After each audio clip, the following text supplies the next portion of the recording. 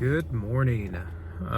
Today I wanted to talk about how I used to not like being a person of color as a child.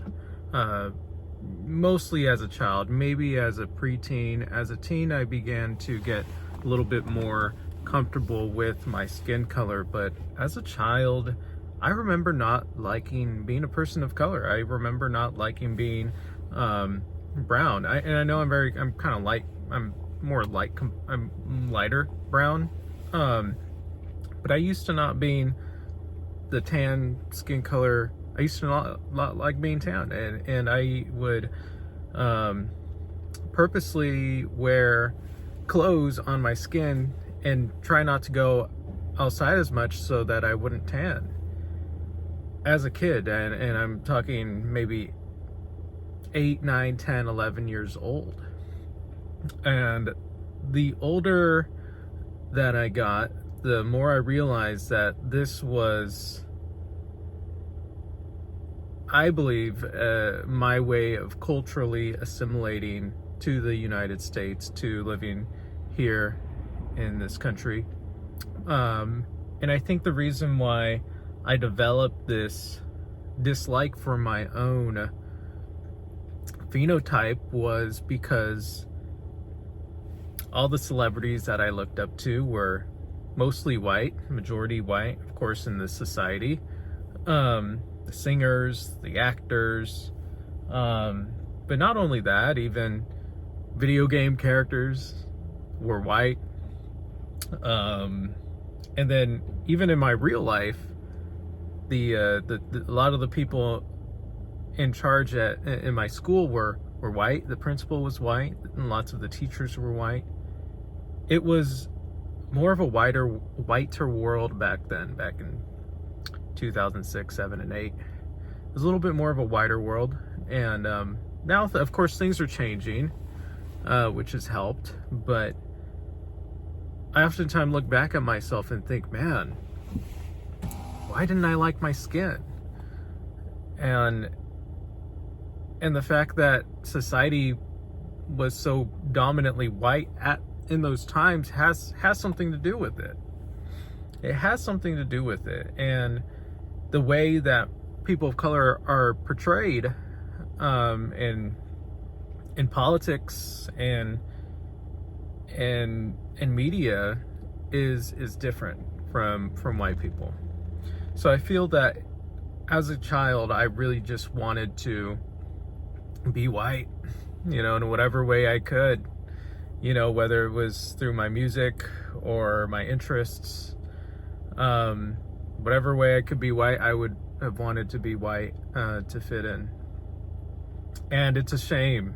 And I feel like there's still children right now that struggle with this, and it is painful to even think about, but it's a reality that I wanted to talk about because it's a reality that I faced, and it's a reality that is real. And if there's any purpose of this channel, it is to be honest, blatantly honest, and yeah, so I think as I got older, I got more comfortable in my skin. I built self-confidence. I built self-love, even though it was probably more so unconscious. I built just that self-esteem, and I recognized my strengths as a brown, Mexican, Honduran teen and young man, and I started seeing the world for what it was versus from the lens of a child mentality. And the more that I've grown, the more I have relinquished the United States and a lot of the white people here from their pedestal that they were previously on in my child mind. Because, man, the United States really likes to fluff its feathers. The United States is like a country of narcissism when it views itself in comparison to all the other countries.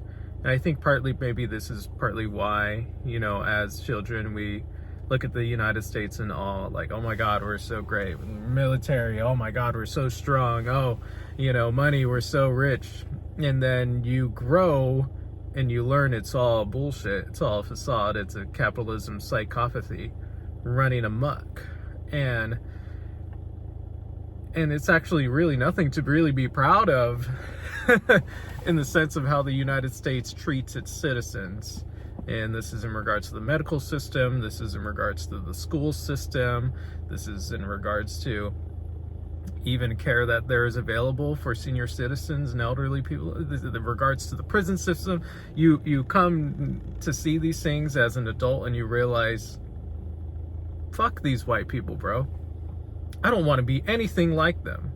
So all the whiteness that I wanted to be previously, it's like I want to be even less of that now. And this is not to say there's amazing, phenomenal, pro-social, heavenly white people. There is, and I've been blessed to know them and connect with them, and some of them are my friends, and so that is great. But as I've gotten older, I realize, like, I don't want to be what I don't want to be fucking white. I want to be my tan ass self. And I'm very comfortable now in being my tan ass self, and I'm very comfortable in being brown, and it's actually something that has helped me develop confidence, especially as a minority in a country, a dominantly white country. I've actually grown from that, and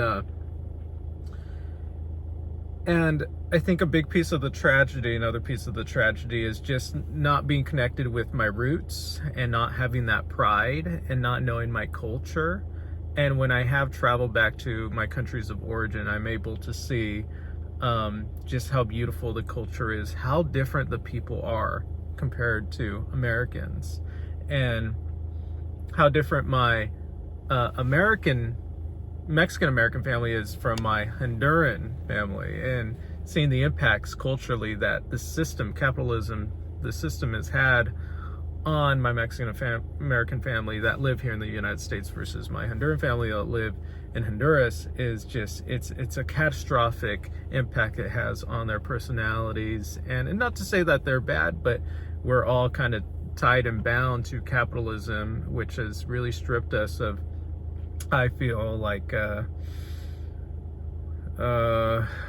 social skills, warmth, connection. So yeah, I wonder who I would have been, and I know it's not a possible hypothetical. It's a hypothetical. It's not possible, but I wonder who I would have been had I grown up in Mexico or grown up in Honduras, or had been connected to my culture in some sense. I know there's good, I know there's bad, but sometimes I do wonder, and sometimes I do have this deep desire to get more connected to my culture, the healthy, the positive parts of my cultures. So yeah, I think ultimately I've grown older and I've realized, like, dude, this whole America thing is one big fat fucking facade of bullshit, and I don't want to fall in line. I want to create my own America, and I feel like that's how my white friends, my brown friends, my people of color, I feel like that's how we all feel. Like, we want to create a new America that is different from the one that we were raised in. Of course, we all like the nostalgia 2000s and 90s, but we want to kind of create a new America that is more moral, more just, more ethical, because the system we're living in right now is the definition of psychopathy. It is disregard for others. It is a lack of morality. It is harming. It is violence. And yeah, this is terrible. Cost of living is sky high, and it's violence towards our society, and it's destroying our social connection.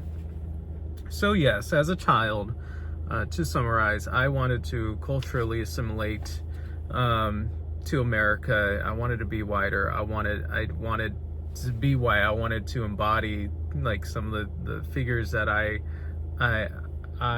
praised, and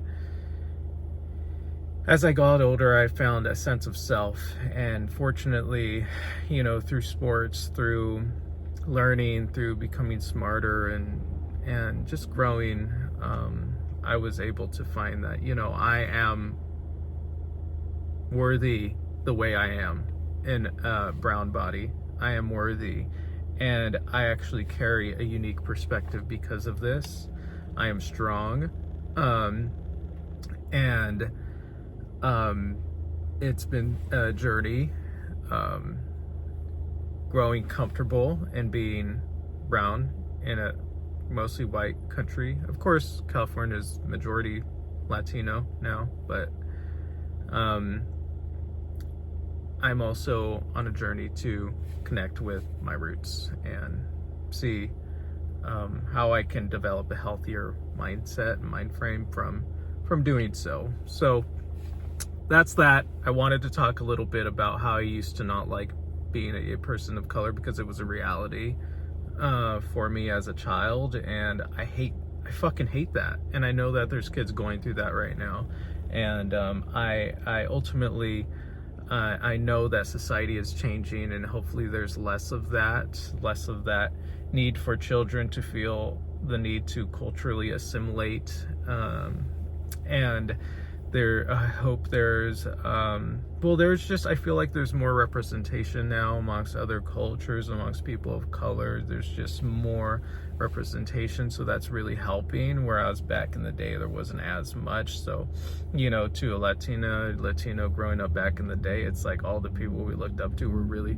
a lot of white people, and now it's changing. So that is a saving grace, and I think it's necessary. I mean, you know, Latinos make probably the majority of the workforce here in California. We deserve our positions of power, and we deserve to have celebrities who are Latino, singers that are Latino, actors, you know, artists that are Latino. We deserve to have these places, these folks too, and it not just be white, you know, and that's all across the board. I remember even watching YouTube, all the major YouTubers were white, and so that is changing, fortunately, and we're entering a whole new world. It's and I'm not docking on white people. I'm not trying to bash, but it's when you're growing up a brown kid in a world that is like it's all white, you it impacts your self-concept, it impacts your self-esteem, and these things need to be recognized, acknowledged. They need to be worked on, and they can be worked on, and you can improve, and you can develop, grow, heal, and develop. So I love that. I love that for me, and I love that for all other people. So guys, thank you for tuning in. If you have, I felt this was an incredibly important subject to talk about, and once again, if this channel is for anything, it is for being honest, and I think that's the gift that I have for people. I think that's my biggest gift, is being honest. Above all the other ones. I was a long distance runner, acoustic guitar player, I like play little covers, and yeah, I'm a therapist, but being honest is like my gift with myself, being honest with myself and others. I feel like that is, if there's one imprint I want to leave on the world, it's teaching people to be honest, be real.